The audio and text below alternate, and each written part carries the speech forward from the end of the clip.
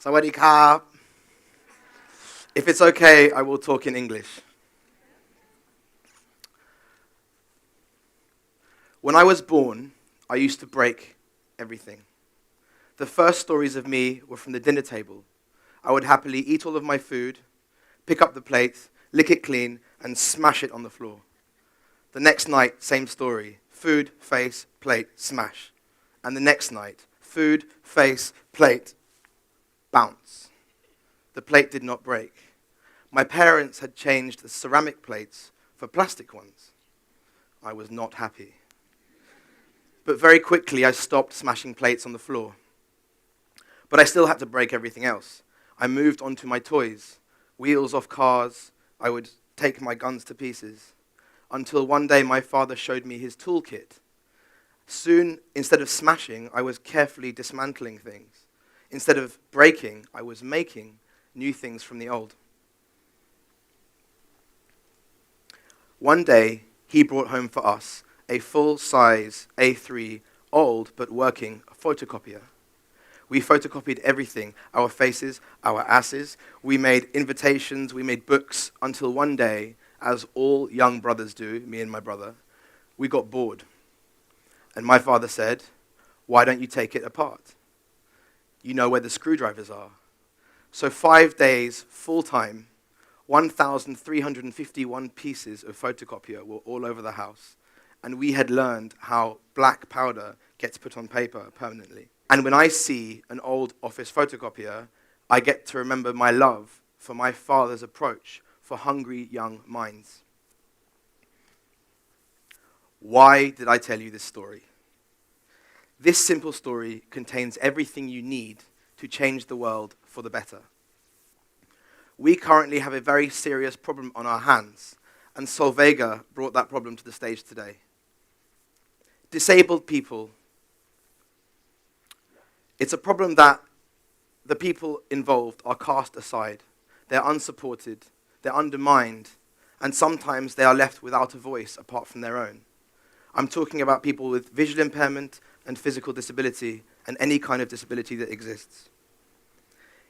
In the entire population of the UK, 18% of people are registered disabled. That is a massive, it's almost 1/5 of the whole population. I have met wheelchair users who receive abuse on a daily basis. And I know blind master musicians who are left out of conversations because some people think that because they cannot see, they also cannot hear, they have no feelings, and they are unintelligent. And I know people with physical disabilities who, more than anything, want to have a career in music. They want to become truly great, and they want to get very, very good at their instruments, but they cannot, because no tools exist for them, because no musical instruments have been designed with them in mind. My parents noticed in me an antisocial, anti-productive behavior, but instead of demanding that I change my behavior, they changed my surroundings to render my behavior obsolete. I don't believe I have to tell anyone this, but I think it's very important to say out loud. Discrimination of any person for the way in which they were born is totally unacceptable, and is this behavior that we need to challenge in the future.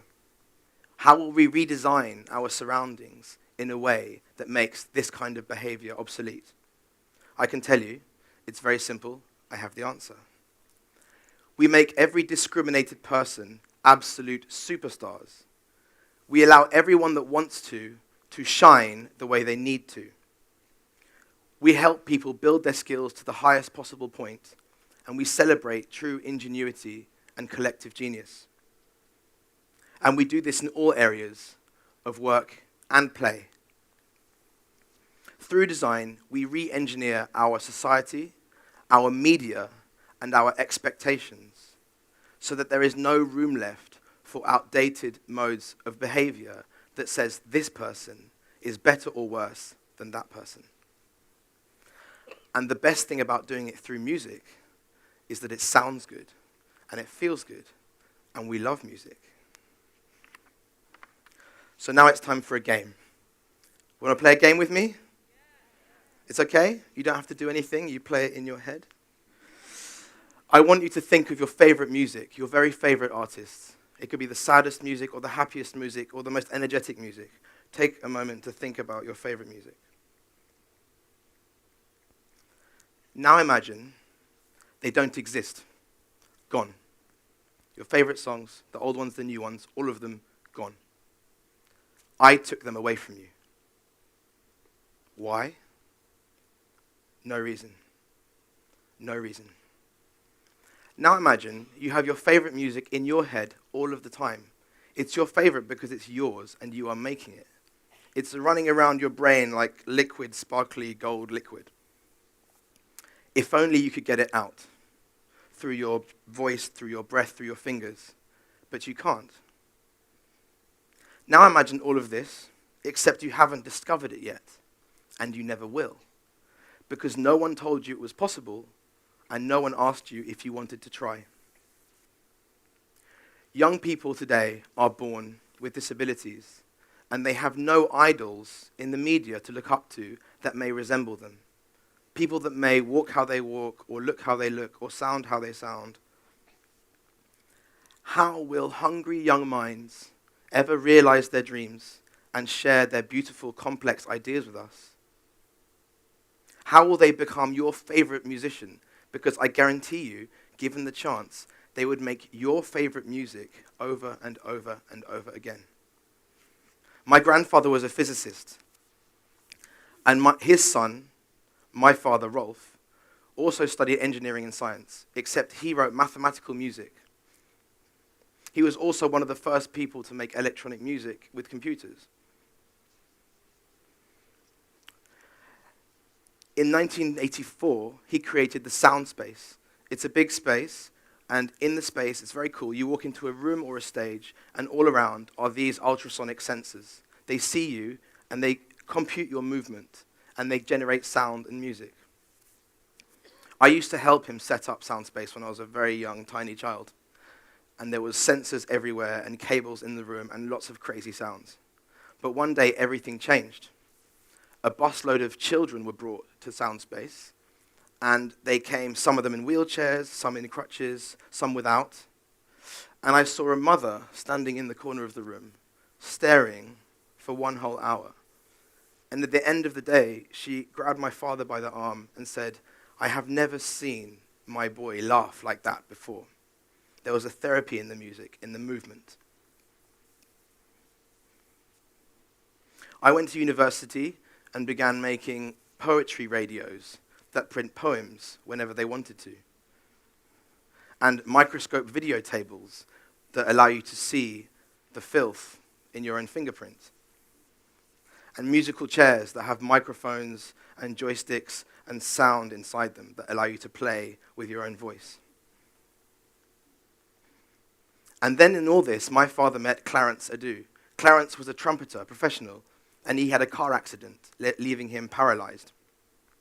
To enable Clarence to play music again, my father designed Headspace, which is a software, and it was just like the Soundspace, except it used head movement and breath control. That was the new innovation. And this is Clarence playing today. But we're going to come back to Clarence. Me and my father had the first collaboration musically at Casa da Música in Portugal. It was a massive, very unconventional performance in which the whole orchestra was made from 7 different disability schools, all playing custom instruments, and the choir was made from 40 psychiatric patients from the local home. I'll talk about some of the instruments now. This was similar to Soundspace, made by a different group, where you would play these ultrasonic sensors, and the sensor would control robotic gamelan. So some people will recognize gamelan in the room. And then another instrument, totally different approach, also by a different organization. It was an egg box game, so the players that were playing really enjoyed playing games. And when they put the eggs in the right order, the melody would be released. So sometimes they didn't even know they were playing a musical instrument. At a certain point, we met the Para Orchestra. My father was one of the co-founders, and it's this very special orchestra based in England where every single musician is disabled in some way.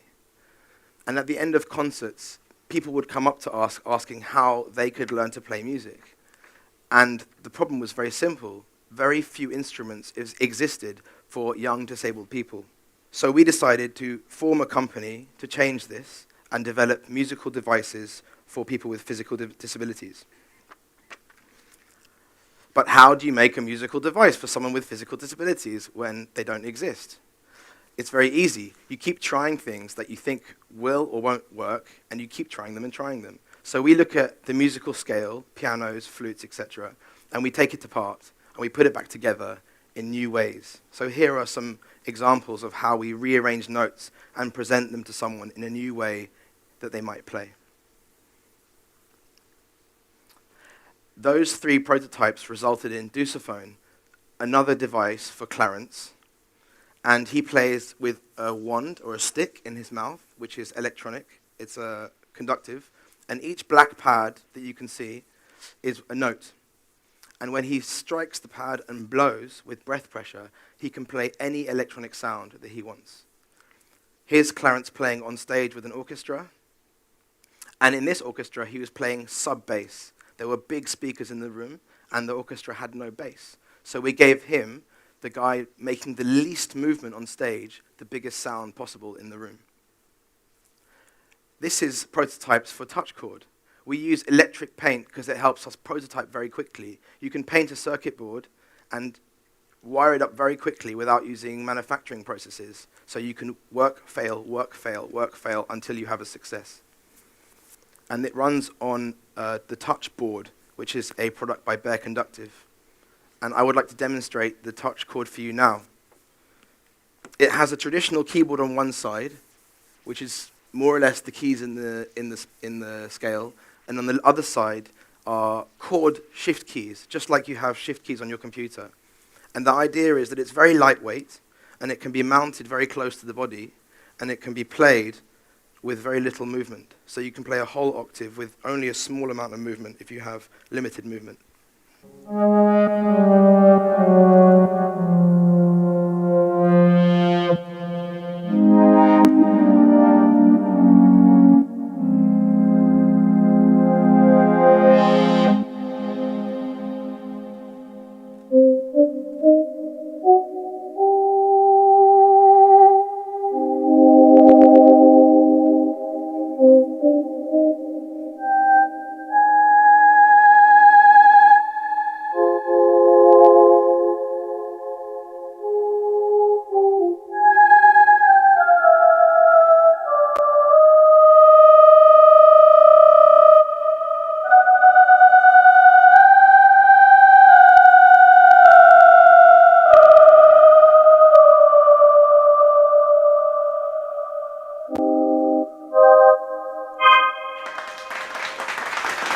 Now I'd like to invite, I'm not the best player of this instrument, by the way. I'd like to invite Noemi to the stage, and for the first time, a world premiere, we're going to have voice and touch chord performance.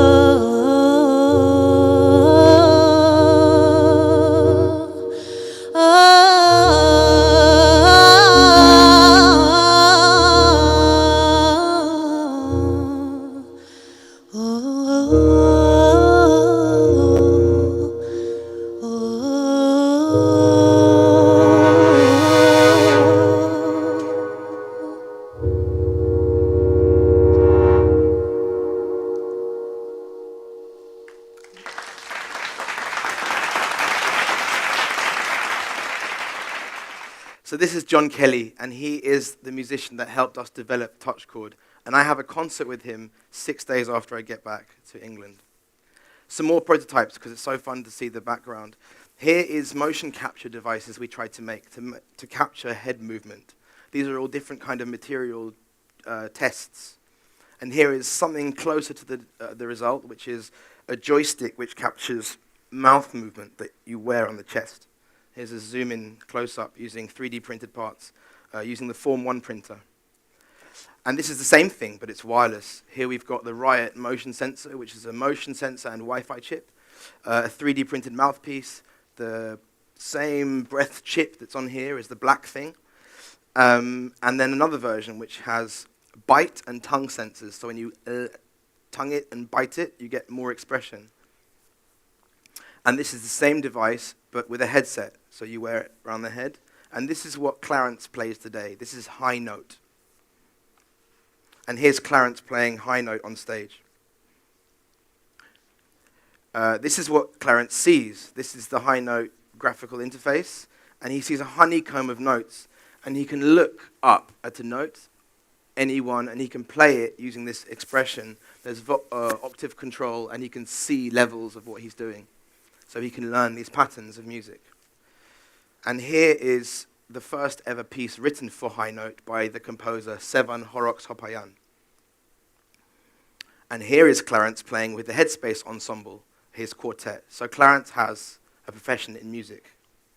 And he said, "I would rather play music than walk again."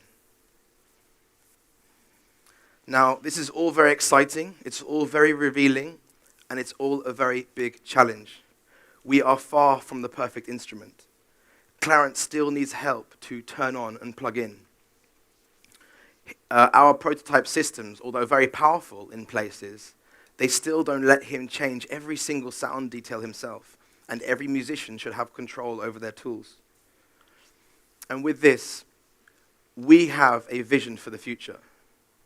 And in this future, people who have special needs are not special anymore. In this future, you will not be able to tell who is disabled and who is not. And you won't be able to tell because society will have evolved to understand and accept people's differences as collective strengths. New technology will exist to extend from people, to allow them to truly perform and to truly show themselves for who they really are. They'll be empowered. And from there, they will make totally new forms of expression. We are on a quest to develop a connectable family of beautifully crafted musical devices that allows absolutely everyone the chance of a profession in music. We want to change the world in this way. But to do this, we actually need all of you. This is not a music tech project owned by my company. This is a worldwide movement to progress human culture. And this movement needs everyone in this room. We want to open up to you. You are the engaged people. You are all ambassadors for social change. So how can you help if you want to? We want to open up for new players, for new designers, for connected thinkers.